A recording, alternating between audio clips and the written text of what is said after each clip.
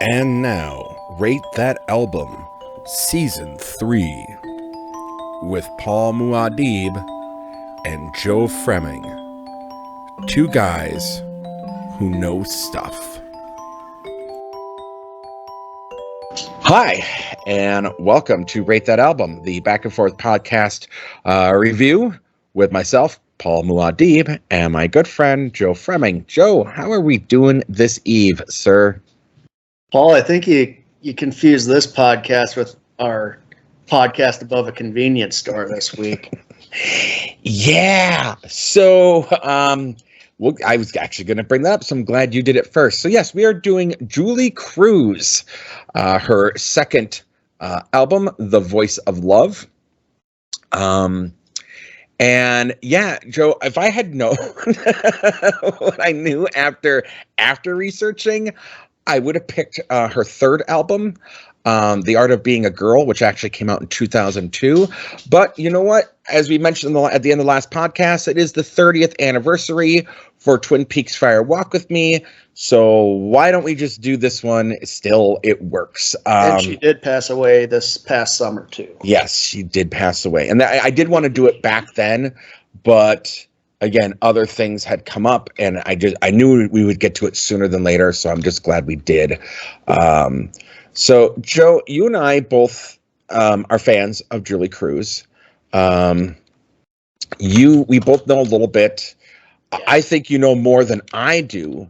I don't know. My knowledge of Julee Cruise is based off of the supplement materials on the Twin Peaks box sets over the years. Okay. She's always interviewed, and gosh, she was so great because she never really held back, and for whatever reason, Lynch was just okay with her kind of complaining about him. Yeah, she did have some grievances against Lynch, and then I followed her on social media around the time The Return came back. Okay, and that was entertaining because when her she did The World Spins, which I think is on the album before this one. Mm-hmm. Same with Falling is on the album before those two. Correct. And her performance was edited short, and she just went. She kind of got pissed and let people on Facebook know. Yeah, no, she was. There was an interview. Well, since we're getting into that, I'll actually talk about that here. So she said it's not on this album. So let's get some of the rocky stuff, because she did have her grievances with Lynch. A lot of it, from what I remember from the supplement interviews that he put on his own box set, was her complaints. Oftentimes was her non-involvement in the lyric writing department.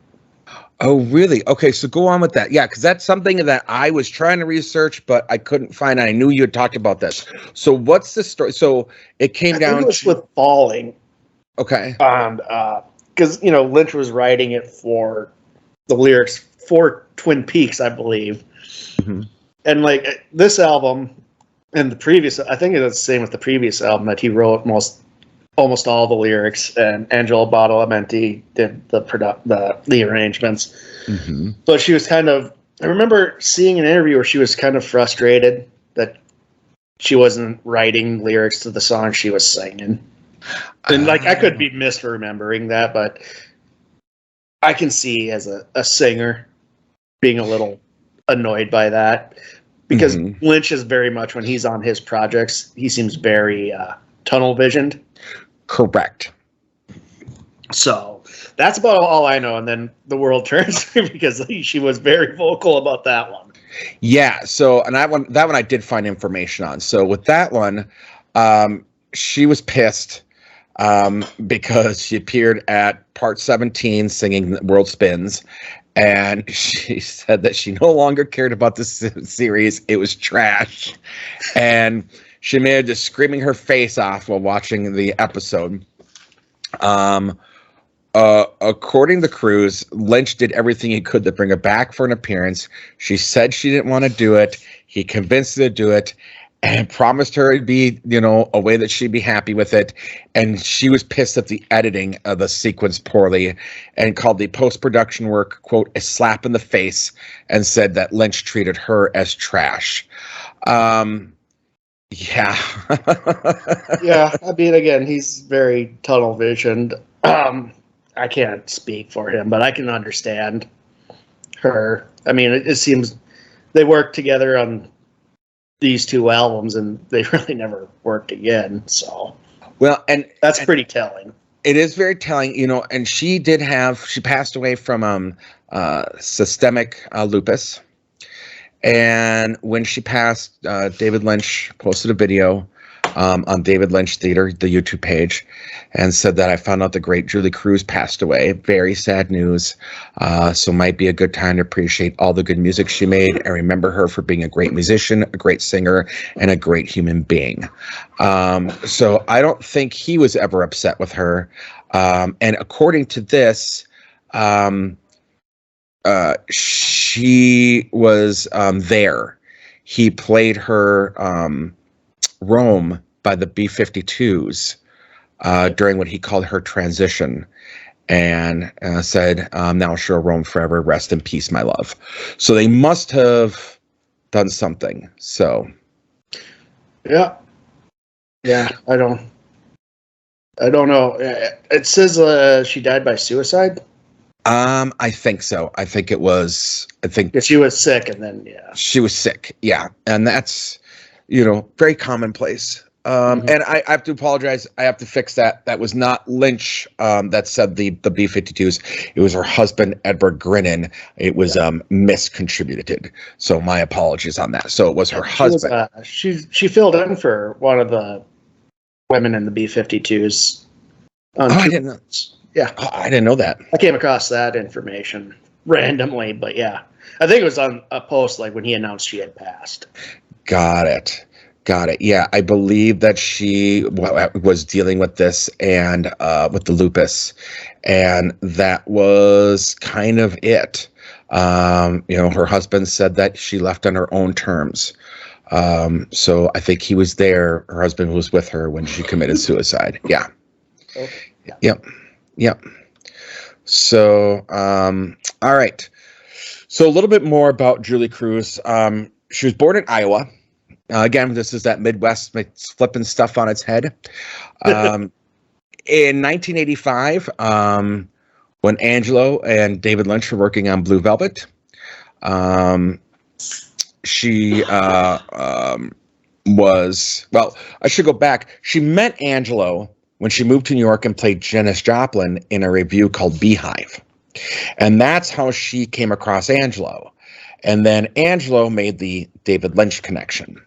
And so when they were doing Black Velvet, she also served as a vocal coach for Isabella in that movie.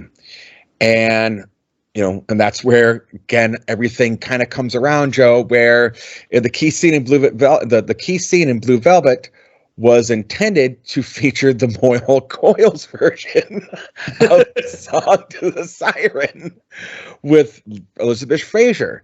And when it proved to be prohibitively expensive, they suggested that Angelo compose the pop song in the same style, and Lynch would write the music, and they needed a voice. And Angelo said, "Hey, I worked with this girl who did Janis Joplin, who has this really ethereal voice.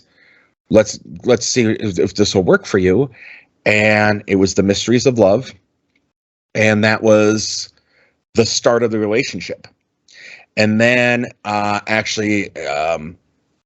then in 1989, she put out her first debut album, Floating in the Night, which was also, again, lyrics by Lynch and music by Angelo. I'm saying Angelo because I always mispronounce his last name, so I'm not even going to embarrass myself that way, Joe. Then Lynch put out a avant-garde movie called Industrial Symphony No. 1. Yep. And got to find a copy of that. I have never seen it, and I want to. So I've never seen it. I want to see it because it's got Nick Cage, Laura Dern, Julee Cruise, and Michael J. Anderson.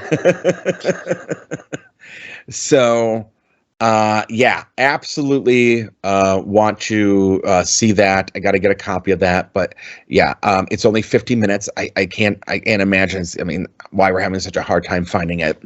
I'm going more in depth because we did lose her, so I'm kind of going through her whole kind of deal here. When the first album was released, it hit the billboards. It charted.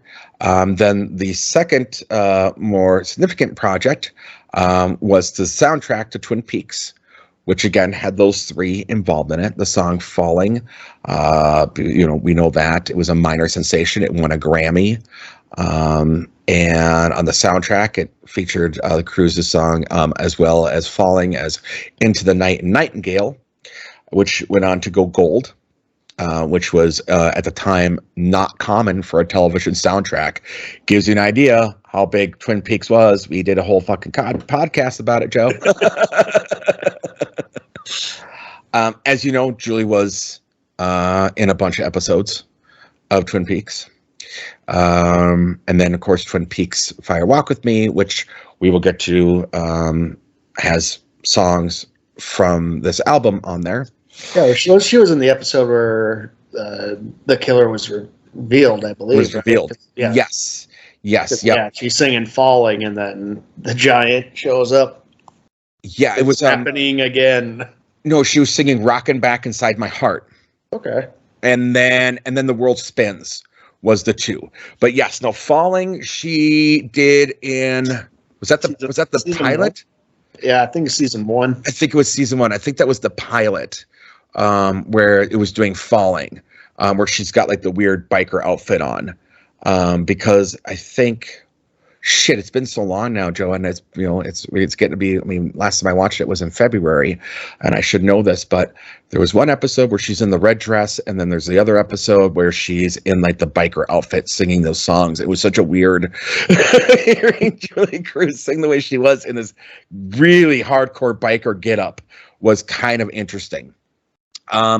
But then she redid one of the songs for the episode of Dual Spires for the show Psych, which was a spoof on or a parody or a love letter to Twin Peaks. It also had Ray Wise in that episode where he played a priest. I didn't watch the show, but I did watch that episode, and it was very good. And actually, when they released that episode, they released it on air 20 years to the day after Laura Palmer's murder was revealed. So the people at Psych said they would never been able to do it if it hadn't been for Twin Peaks, which a lot of people said. So she did have a stint on Saturday Night Live, which was only because Sinead O'Connor refused to show up because Andrew Dice Clay was hosting. So she did "Falling," and then she did some more work, which they did a cover of Elvis Presley's "Summer Kisses, Winter Tears," and then she there was the falling out, right? There was the falling out, and she didn't do much, Joe. Till 2002, and that was "The Art of Being a Girl," and that was her first album, which Lynch didn't write the lyrics, and Angela was not involved in any of it. Everything was written and done by her, and guest produced by Rick Storm. She released another album in 2011, which had a cover of Donovan's "Season of the Witch," and that was, mostly it. I mean, she did a couple of things like in the electronic world. She collaborated with Moby on some unreleased music. She worked with a band called Hybrid on a few things. She appeared on albums 1-900 Get Con and No Comprendo by Con. Yeah, I mean, she was just kind of all around, but just kind of doing her own thing. She provided vocals with Pharrell Williams on Handsome Boys Modeling School songs. So yeah, she was always kind of around doing her own thing, and I think she was totally okay with that. Yeah, that's awesome. Yeah. So she was getting by. She was doing. If she was, yeah. Fuck. Yeah, she was doing absolutely fine. And kind of just doing her own thing, and I think she had that voice, that could, and I think we'll get in that. So, Joe, obviously, you and I think we both have the exact same. How we learned about Julee Cruise was only through Twin Peaks. I think that's pretty much how anyone did it. I was even Blue Velvet. I mean, I knew of the music, but I was in the Twin Peaks before Blue Velvet because I was young. We were younger. Yeah, I was way too young when Blue Velvet. There's no way in hell my parents would have had me watching Blue Velvet. Although they seemed to thought Twin Peaks was okay, and that was absolutely wrong too. But hey, we are. You and me both, sir. You and me both. So let's get into it. So yeah, the first, and this is what I want to say. This is one of the first. I want to preface this. I normally don't make notes, but I had to make notes on this one because I felt like I was going to get confused by which song was what if I didn't make notes. I have that problem. I'll get tripped up. And it's not because I think they're all the same. It's just it's a very kind of different genre for me. Mm-hmm. And I was very delightfully happy by this whole album. It's just it scratches every itch for me in a lot of ways. Especially it just very it's surreal and heartbreaking and beautiful all at once.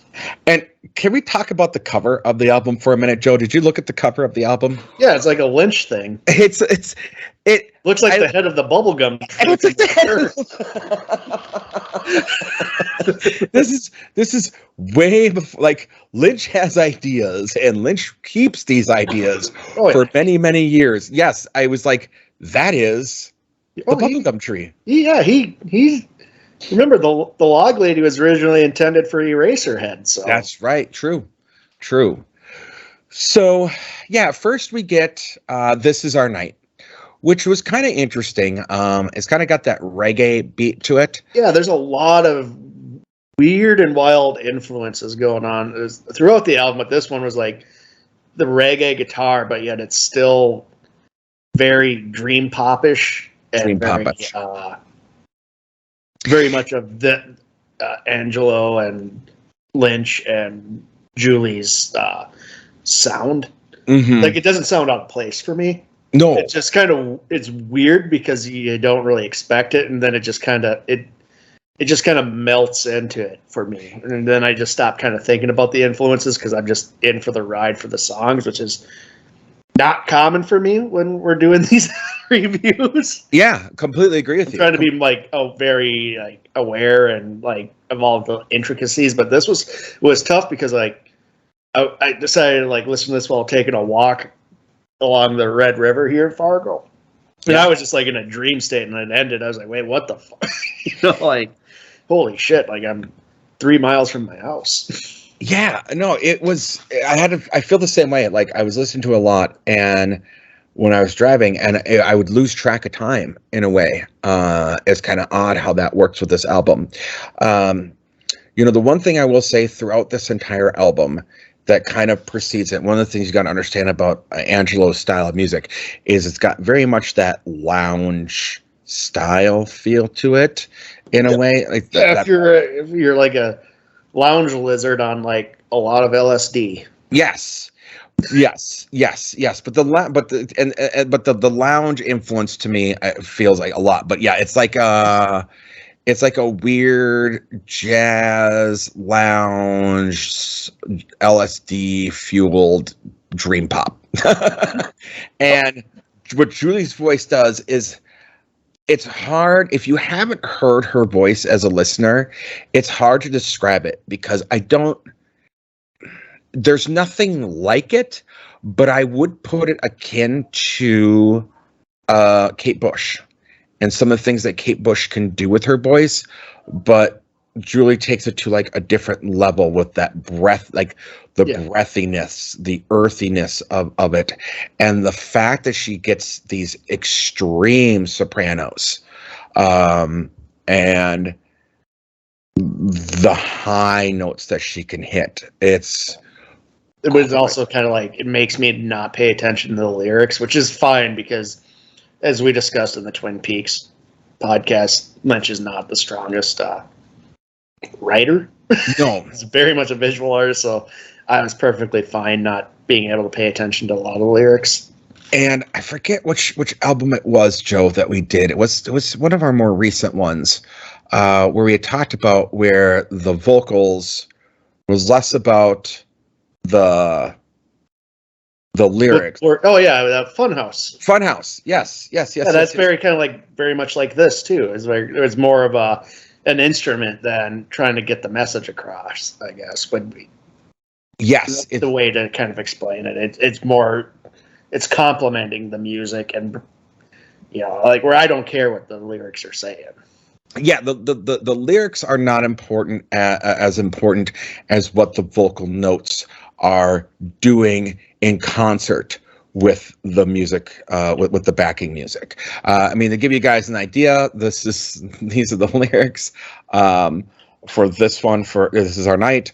When all my days are wanting you, when all your days are wanting me, why can't it ever be? Tonight is our night. Tonight is our night to fall in love. So deep in love. Tonight is our night. Tonight is our night. We'll always be remembering this one night.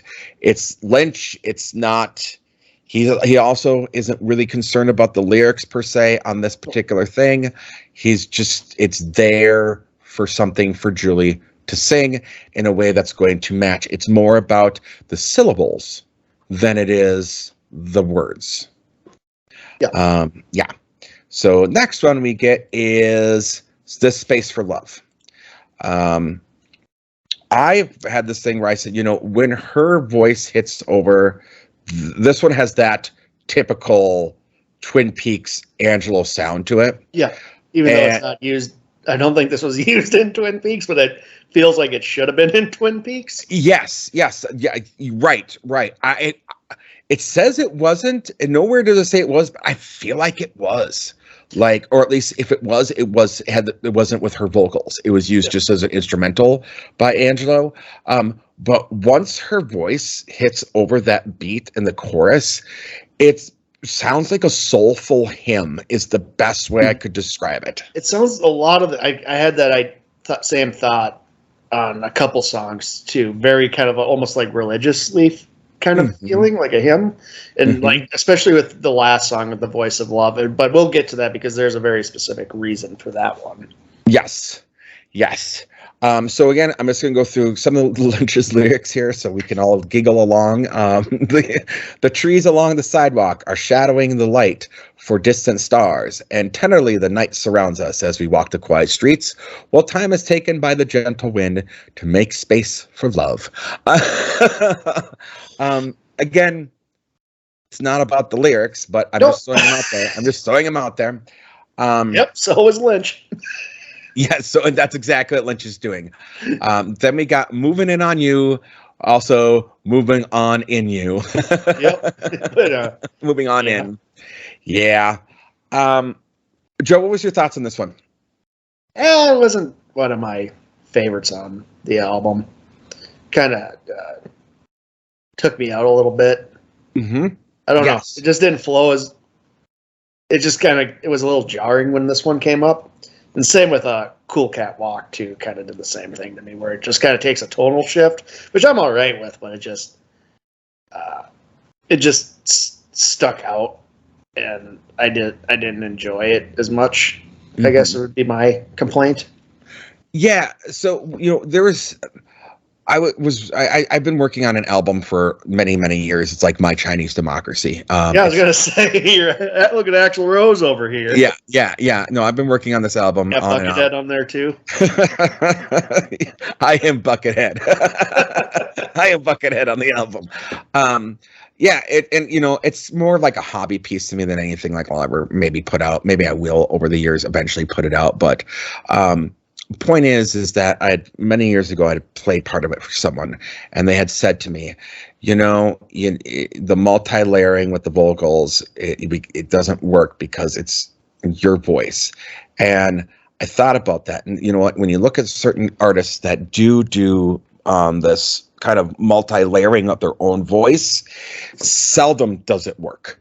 Because it's Freddie Mercury, Yeah, unless you're Freddie Mercury or one of the very few, And on this one, where she's got at one point, it's 3 overdubs. It's her singing with 2 harmonies of herself, and normally it wouldn't work, and it does.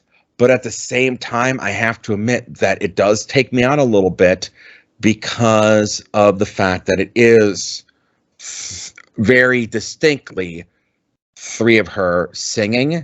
And so it, for whatever reason, I don't know if it's reality or what it is, in terms of maybe it's just because my brain knows, wait a minute, it kind of, that pulls me out of a song a little bit, unless it's done like perfectly or like in a very distinct right way. And it just, it pulled me out when that was going on. Yeah. So the next one we have is Friends for Life. Joe, I'll let you start with this one. I don't really remember how this one goes, Paul. This is where I'm going to get tripped up. Yep. Understandable. So for my notes, I said all these songs have like a movie soundtrack quality to them, which makes sense. I mean, yeah. Yeah, which makes sense. But this one, to me, felt more like Vangelis than Angelo. It had like a very Chariots of Fire vibe to it, somewhat of a Blade Runner vibe to it than it did the standard Angelo. So that I thought was very interesting. And I was more at this point at least in this point of the album. I have to say that I've gotten used to Julee's voice. So to me now at this point, I'm listening to the background music more. And this one was the one I was kind of like, this is when I was like, this one kind of feels weird. I liked it. But it just, it didn't feel like the other ones in terms that it was written the way that was. So yeah, there's like a few songs on here I think if you cut, it would have flowed a little better, or so, you know what I mean? But yeah, no, there is a flow issue with this album. It's rounded out with the fact that the way that Julee sings and the way that it works and the way that it does, it still has that connective tissue. But yeah, there is this weird sequencing problem. Next one is Up in Flames, which is classic Twin Peaks. Yeah, I was going to say classic Twin Peaks that, as far as I know, isn't on Twin Peaks. Yeah, and yet... But so this was like my favorite. Actually, this was my favorite track. That was like non-used in a Twin Peaks. Like, it was so reminiscent. Like, I was like, oh, this has to have been fucking in the show, and like it's not. I thought it was. As far as I know, unless it was not credited as this. Yeah, I didn't. It feels like a Red Room song almost. It definitely felt like a Red Room song. Yeah, 100%. It felt like a Red Room song, and I thought it was in Twin Peaks, but it may not have been, because when you look at it, there's 3 songs that are kind of credited to being in Twin Peaks, and this isn't one of them. No, but this definitely felt like it was, Paul. Like, I swear to God, because I was listening, it's like, yeah, this was it, and then I'm looking and you're like, what the fuck? This wasn't it. Like, yeah, Mandela effect, because it's that opening kind of drum and that the beat. Yeah, if it's not in Twin Peaks, Angelo did something very, very, very, very similar. Or it might have been in it and it's just under a different title. Might be, but yeah, I said the same. I was just like this. I said the same thing. I'm like, oh, this was in Twin Peaks, and then I'm looking later. I'm like, it wasn't in Twin Peaks. What the fuck? So next we get Cool Catwalk.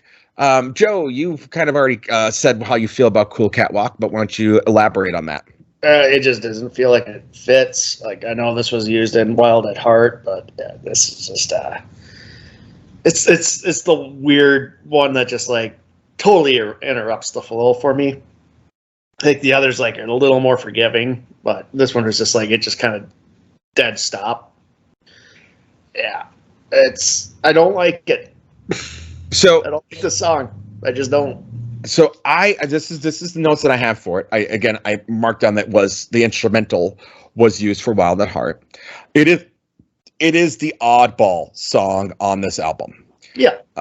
There's another one, but it's very much a oddball song on the album. Now, I actually like this song.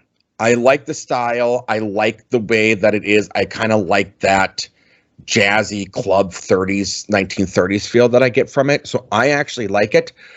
I might have liked it if it was on a different album. Yes, you nailed it. Because I said it. I can't take away from the fact that it's a good song. It's just the fact that it's on this album makes it stand out, and not necessarily in a good way. And the fact that it's the longest song on the album. So you've had like All This Way That You Go, and then you hit this, and then, dear listeners, you have the rest of it, which doesn't sound like it. So you end up having like this essentially tack kind of hanging out from the wall from the rest of the picture, and it's an ugly tack.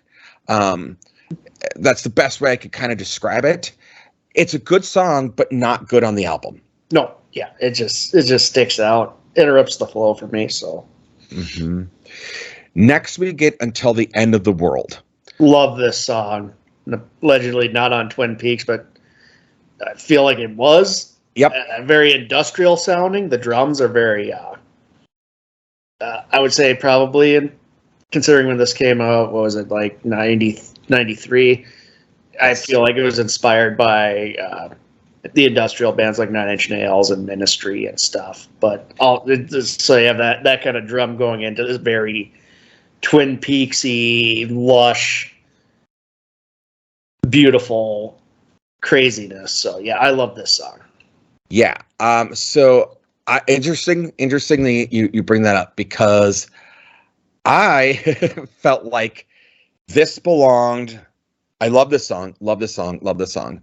I felt like it felt like I heard at the end of like some video game I beat, is how I kind of looked at it. Like, this is like a role playing. This is like the ending credit song, or like the ending that's going on as you're watching after you beat like a 50-hour long role playing game. And what's really interesting to me, and I actually had to look up the years, is that the beginning piano notes match the notes for the Chrono Trigger's ending theme song, Far Off Promise. But the notes match, but the timing is a little different. And I was looking at who did it first, because it's uncanny that the notes are there, and it being kind of the song that it was, that I actually think that the composer, who I absolutely love, who is Yasunori Masuda, who's a Japanese video game composer. I actually think he got inspiration from this, because it is spot on. It is literally the same note for note, just a little sped up. So I do think there was that in it. But yeah, I also did. I was like, this is on Twin Peaks, and I looked and it wasn't, and then I was like, God, this would fit, like in any video game.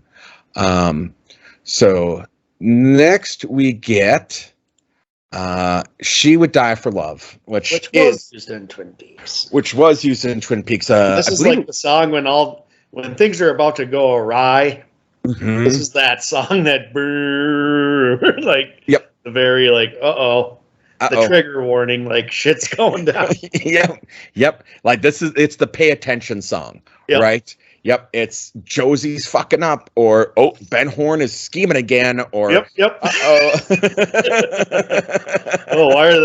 are we seeing the stoplight again? Yep, why are we seeing the stoplight? Bob's coming. Bob's coming. We're fucked now. Here come my nightmares. Girl's going tits up now that Bob's showing up. Yes, very much so. And so that was on Twin Peaks, and it's the classic Twin Peaks song. Yeah. So and it was nice. Vocals it's just, this is a fantastic song. It's just so weird, and just how it's arranged is so, it just gives you that off feeling. Mm-hmm. Like, even if you hadn't watched Twin Peaks, like you hear this, like, oh, something's afoot. Yeah. 100, yeah, 100%. Yep, nope. I knew it right away when I heard it. I was like, I know this one. Yeah.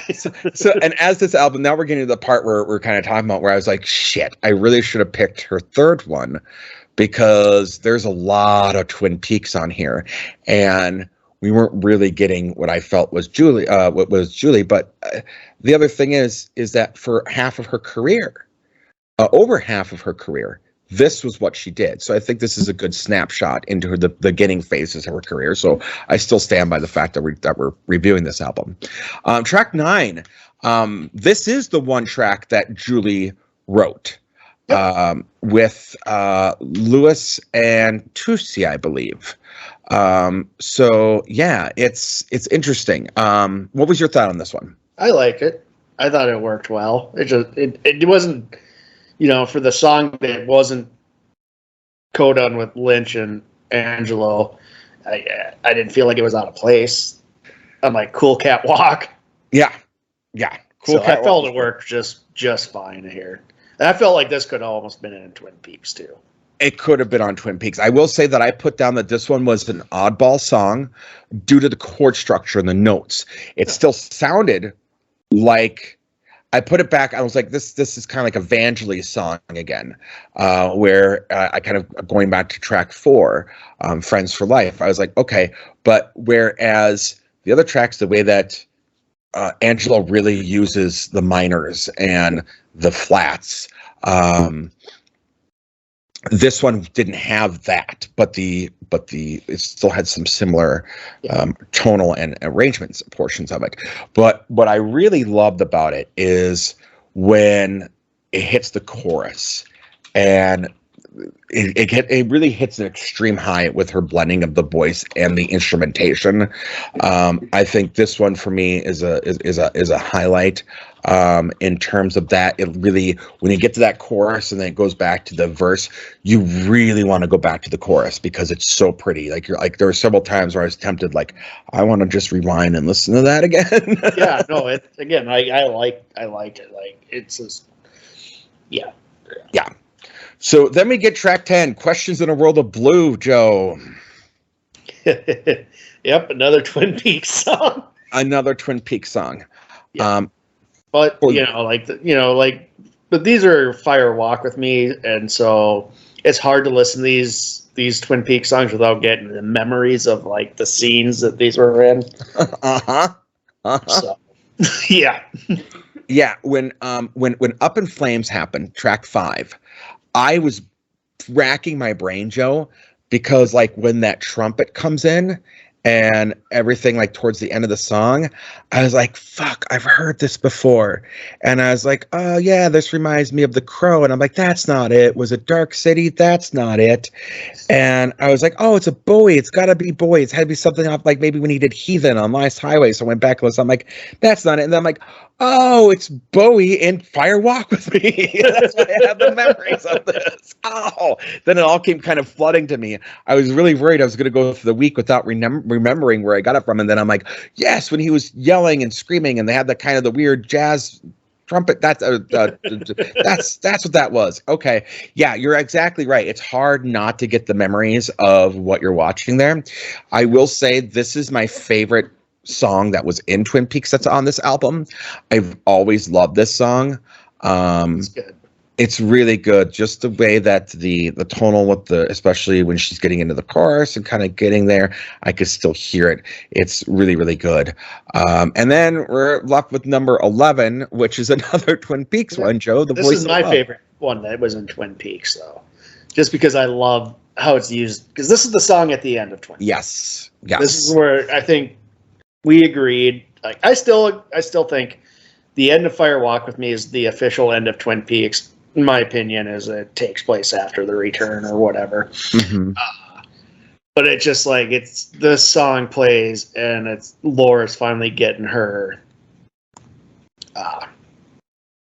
She's finally going to heaven. She's finally, the pain is going away. She's finding the relief, and so I hear this song and like I just see Cheryl Lee like tearing up with Kyle MacLachlan there. Mm-hmm. So this is my favorite of the Twin Peaks songs on this album.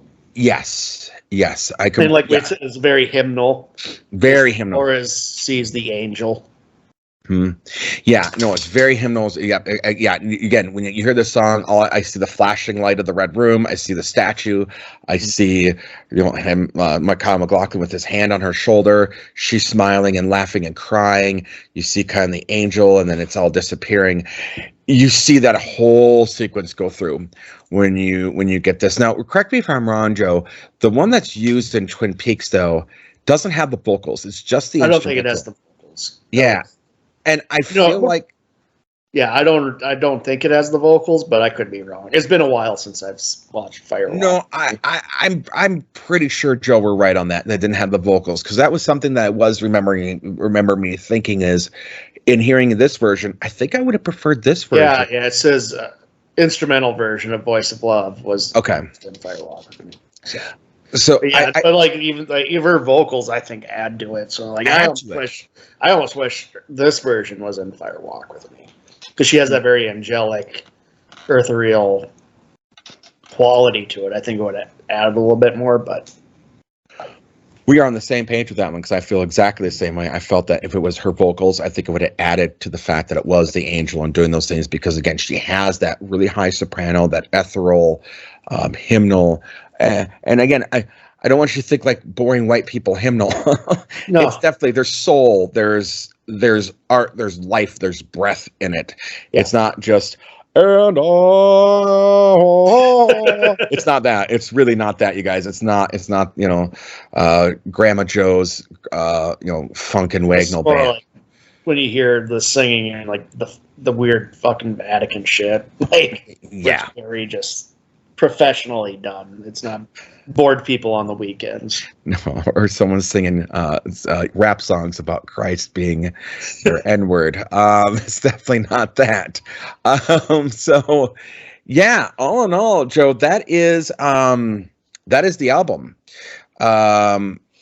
It was rated 4.5 stars out of 5 by AllMusic. Again, some of it was not necessarily with Julee Cruise, but the Angelo was given a Grammy.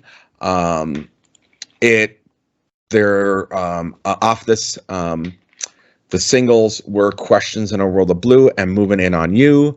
Were the singles. It never did chart.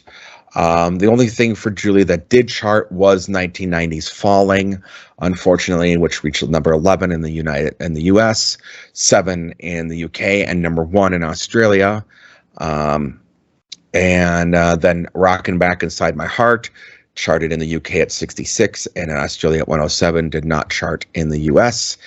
And that was really all she got in terms of accolades, things like that. I think it's very unfortunate. I think Julee deserved a little bit more knowledge. I think that, as we talked about with back on this Mortal Coil album, her voice she would have did get a lot. Like I think like the fan base of Peaks really just. I mean.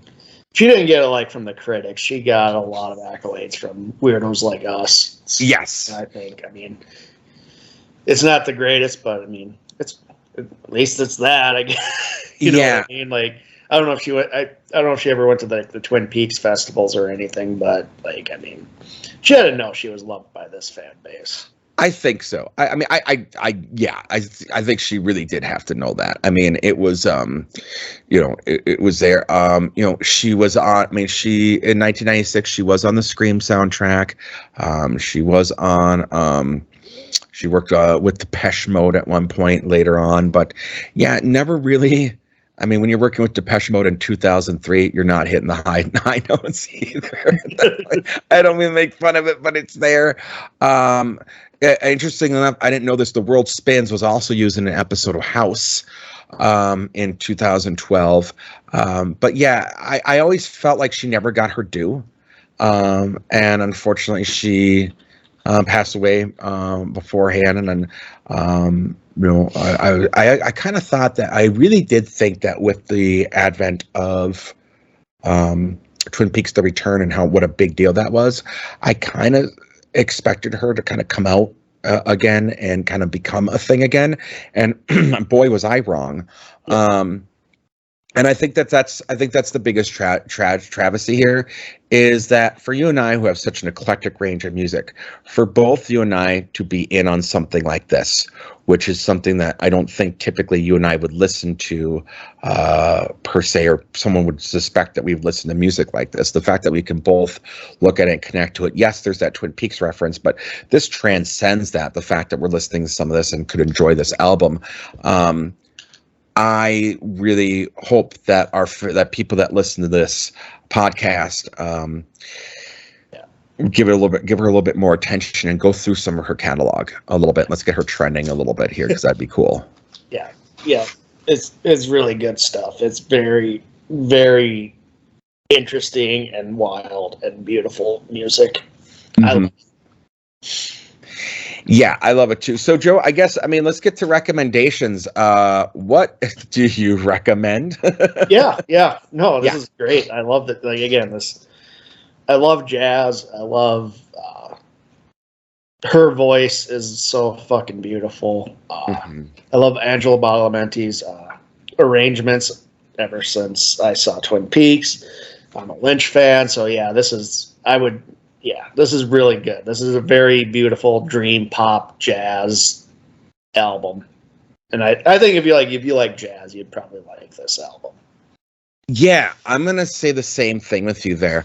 I have to admit, and I think it's only fair that I think you have the same problem I have, which is it is very difficult to discern yourself, or look at it from a point of view of, this is from something that I do know I love, from a fandom I love, and trying to separate it. So I do look at it from a point of view where there are people that isn't not necessarily going to have the nostalgia or the connection to it, like Lynch fans or ourselves, or Twin Peaks fans like ourselves, because again, it's not just Twin Peaks, it's Blue Velvet, it's Wild at Heart. So it was hard for me to really separate that. And I, as a Lynch fan, I say yes. As a jazz fan, I say yes. However, I could see where there are people, like if you're a strictly metalhead or you're a strictly this style of fan, I could see where people would not get into this. But if you have more of an open kind of viewpoint in music and you do enjoy different genres, I honestly think you'd be hard pressed not to find at least one or two tracks that you won't like on this album. And overall, I think I'd be hard pressed, especially if you're a jazz fan or like a goth fan, especially if you're a goth fan, because of the vocals for it. It's very, very, very romance goth. And we alluded to that back on the This Mortal Coil album. So I think there's a lot here. So I'm going to say, yeah, I'm going to straight up recommend this, with those kind of not necessarily caveats, but just saying, hey, if you're this person, you're probably not going to like it. And, lastly, I will say, Joe, there is a Minneapolis connection with her. She was an actress and singer for the Children's Theater Company here in Minneapolis. Oh. And I had no idea, because I was 4 years old. No. Before my time, Paul. Before our time, Joe. So, yeah, rest in peace, Julie. And it's I got scared when she passed away. I got scared when Miguel Ferrer passed away. I get scared when Al Strobel. I'm waiting for that day, Joe, coming up here when Lynch. We're gonna get it from Lynch. I'm just waiting for it. And it's going to be a rough day. It's going to be a lot of Lynch binge watching. Well, I got a lot of the Blu-rays. Paul. Yes. I got a lot of them. So yeah, not all. Do you have Inland Empire? I don't have that yet. Okay, that's a hard one. I was hoping. Yeah, it's a hard one to find. The Criterion's doing Lost Highway, so that'll be coming out, I think, this before the end of the year. So Oh, cool. Oh, super cool. Okay. So, yeah. So, Joe, what do you have going on at the Joe Down? We just what did we just review? The next one's going to be First Blood Rambo. Point Break we did. Point Break. We're doing Rambo. Johnny First Utah. Blood. Yeah, so we're doing First Blood, which is very different from the Rambo movies that would follow. So yeah, we'll be talking about that. The original First Blood, if you have never seen it, deals more with PTSD. Yes. Of a veteran, and less, and almost not of the American action hero shit. So you wouldn't. It's night and day. It really, really is. Rambo, First Blood, and then Rambo Rambo First Blood Part 2. Yeah. Two very distinctly different tones, movies. It's really even a different character. Yeah, it's very much a different character. It's very much a different character. Yeah. And it's funny, we talked, so I was having a hard time sleeping over the weekend or a couple nights ago. And I was watching Hot Shots. And then Hot Shots Part 2. And God, Hot Shots 1 wasn't bad, but Hot Shots Part 2 is really, actually, I remember liking it more as a kid, and it's bad. But it also points out just how ridiculous like the Rambo First Blood Part 2 movie really is. Like, it's comically I did watch that one too, and I was just laughing. I was like, oh my God, this is so fake. Like, how did this become a big thing? Like, when you really look at it, the movie itself plays like a spoof almost. Because it's just so over the top and so ridiculous. Well, you had to win the Vietnam War, Paul. You had to go back and correct that wrong. Thanks, Hollywood. Yeah. Like how Rocky had to win the Cold War, even though, and I'll say Rocky 4 is my favorite Rocky movie, and I understand it's the most ridiculous of all of them, but I don't care. So ridiculous. It's so ridiculous. Yeah, I watched a fake mockumentary where they were talking about how 30 for 30. Yes. That is amazing. Apollo was in dancing shape. He wasn't in boxing shape. What was the line like? Yeah, I think it was the bad idea for him to do a 20-minute song and dance number with James Brown before. Yeah. I really think it sapped his energy. People say that Ronald Reagan won the Cold War. It wasn't. It was Rocky Balboa who won the Cold War. Gorbachev wouldn't have taken down the wall if it wasn't for Rocky. It's so brilliant. Yeah, no, that's great. I'm excited to do that one because I do love that movie. I love that. I rewatched it. I forgot. It's weird because the sequels are so cartoonish, and then like you realize like how kind of serious the First Blood was. Yeah, it's a guy going through a lot of shit. Going through a lot. I mean, it was more reminiscent of kind of what vets were going through coming back from the Vietnam War, because lost and their country doesn't, not showing them any respect, and from both sides. I mean, from both sides. Hammers home. It wasn't just the libs. I mean, it's the conservative cops don't want them in town. Yeah, and that's something I think gets lost a lot by the conservatives, especially growing up, was that it was the libs that were the ones. Now, my dad joined, he and his buddy, when they graduated high school, they were going to get drafted. So they decided to enlist versus getting drafted because they figured they might as well go through the whole training and pick where they were going to go and do that type of thing versus being told where they were going to go. Well, my dad's friend ended up dying, going over and dying, where my dad, the thing that he picked, they were pulling those people out. So he never actually went over. And when my dad was there to present the flag to his friend's mom, she spit on him, and she was a conservative. And there was this whole misconception that it was the liberals. Oh my God, they're treating those vets so horribly and blah, blah, blah.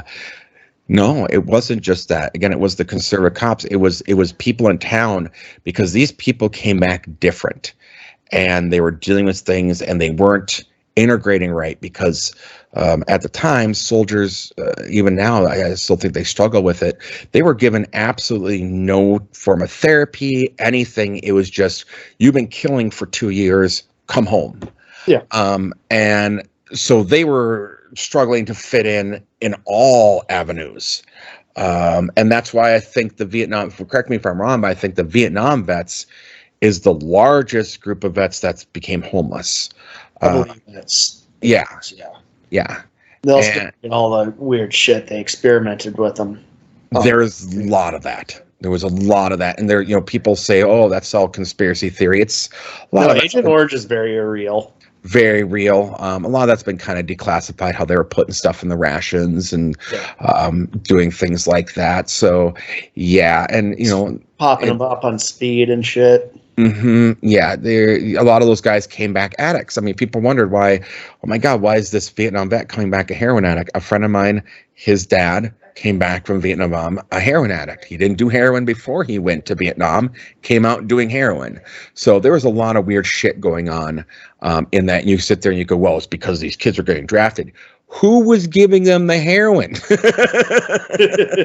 Well, They didn't leave Paris Island with a pocket full of fucking heroin, people, So yeah, it was, and a lot of these kids, they were 18 that were going in over there. So yeah, it was a different breed with different war. So I'm glad, I think it's a really insightful movie to the audience that hasn't seen it or read the book. If you're a book reader instead, it's worth seeing. So I'm intrigued to see your guys' review on that one. All right, buddy. So what are we doing next week, Joe? Well, Paul, we're doing something a little different. Right. I'm bracing right. myself here. So I found a list, because we're kind of going in our comfort zones. And I want to jar us out of it a bit. Please do. Been on a roll here, but let's get out of the comfort zone. I found a list of the top 50 albums of 2022. Oh, okay. I took out 6 of them because there are bands that either I was familiar with or you're familiar with, or I thought you were familiar with. Sure. So I left the ones that I really had no idea what the fuck this is. Mm-hmm. So we have 44 albums here on this list, Paul. I need a number from you between 1 and 44, and that'll be the album we listen to. 22. We're going straight in the middle. 22. 22.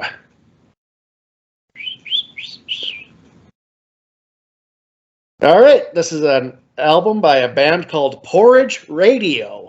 Porridge? What the? Okay. Yep. So the band is called Porridge Radio. The album is Water Slide, Diving Board, Ladder to the Sky. Interesting. All right. Oh boy, off the secretly Canadian label. Oh, goody. Yeah. All right. All right. This is on you, Paul, if it's bad. It's on me if it's bad. It's on me if it's bad.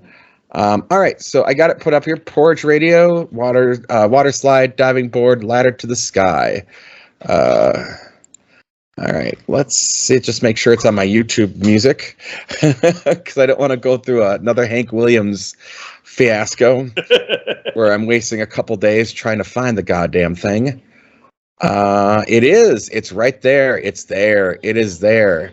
We got 13 tracks, Joe, flowing in at 44 minutes. All right. All right. I have no idea what this is going to be, Paul. So I have no idea either. But we'll see. We'll see how we react. Well, I like the way you think. Let's do something we've never heard. So let's get in there and let's do that. Yeah, I'm totally down for that. I'm going to avoid any reviews, anything like that. I want to have my own viewpoint on it. So we'll go from there. Okay. Oh boy. All right. It's adventure time, Joe. Oh yeah. Here we go, Paul.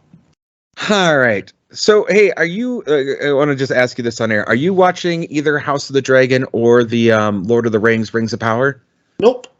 You haven't watched either one of them. Okay. Well, one, I don't like Lord of the Rings. Fair enough. Fair enough. I'm just not a fan of Tolkien. And two, I got rid of HBO Max, so that's right. I'll watch the House of the Dragon when it's the whole first season's done. Then I'll get on HBO Max and just binge it. Yep. And then. Normally, that's what I do. Normally, I don't watch a series until it's finished. But I've been finding myself being an old man and going to bed early, or at least laying down early. So I've been watching things. So I've actually been watching both. And I have to say that I actually enjoy them both. I was a little worried with the first episode of House of the Dragon because one of the things that I think that you love about it and why it's called Game of Thrones is because it's all about the politicking and the games going on to get the throne. And I felt that the first episode, I felt like I was watching fanfic because I was like, this isn't really, there's no intrigue, there's nothing here. But then to see the second episode and realizing that was all just world building and character kind of building and settling, and then you start seeing some of that, I have to say I was pleasantly surprised with episode 2. And the Lord of the Rings, I'm a big Lord of the Rings fan. I've read the books, I've read The Hobbit. I will admit, actually, the Peter Jackson Lord of the Rings bothered me for a little while because characters were saying, like, in that movie, there's things that Gandalf says that actually Aragorn says, and there's things that Aragorn says that actually Legolas said. Like, they swapped a lot of some of the personality traits and some of the speaking parts. And like, there's things in there that were dropped that, fan favorites like Tom Bombadil and the Ents had a bigger kind of thing in it. Anyways, point is that I mellowed out with that over the years. And when I watched Ring of Power, I have to say that I was very pleasantly surprised. We talked about one of the things being like set pieces and things like that being a big thing for me. Like production wise, and I was very pleased with the production. I have to say that I think they're both shows are on a really good trajectory. So there's my thought on it, Joe. So maybe just take that as for what it is. I just wanted to talk about because I know it's like the big thing. There's the shows that everyone's talking about in terms of can't miss television. So I was just curious if you're watching them. No, I've been watching What We Do in the Shadows. Such a good show too. Such a good show. I've been meaning to get to Sandman as well, and I will. I want to get to that too, though. Yeah. I want to be able to give it my full attention though. So I'm kind of been waiting for like a weekend where I can sit down for a little while and binge it a little bit and watch it because I'm a big fan of the comics of Death. I have some of the graphic novels and things like that from when I was a kid and that type of thing. So I am really, really looking forward to seeing that. But all right, Joe. Well, anything else there that we should discuss before we go? I don't think so. All right. Do you want to take us out? Absolutely not. This has been Rate That Album with Paul Muad'Dib and Joe Fremming. Thank you for listening.